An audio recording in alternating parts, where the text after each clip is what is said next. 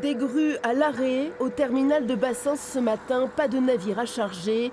MSC fait désormais transiter ses marchandises par le rail.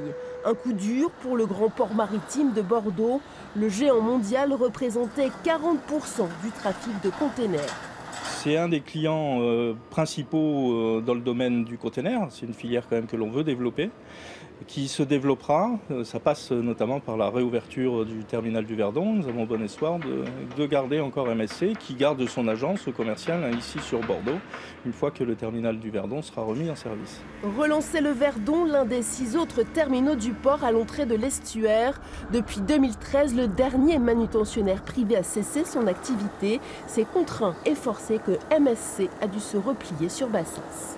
On sait très bien, tout le monde le sait, la place portuaire le sait, y compris nationalement, que MSC est intéressé pour le Verdon.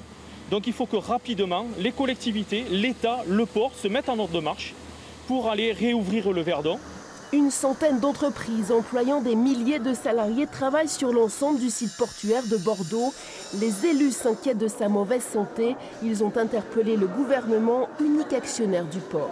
Le port est en train de décliner, son trafic baisse et surtout il n'a aucun projet stratégique pour l'avenir. Sa gouvernance est un mystère. On ne sait pas qui décide de quoi. On ne sait pas si l'État exerce véritablement son autorité sur ce port. Vous savez que les relations avec sa direction sont tout à fait difficiles. Donc voilà, il faut vraiment en sortir.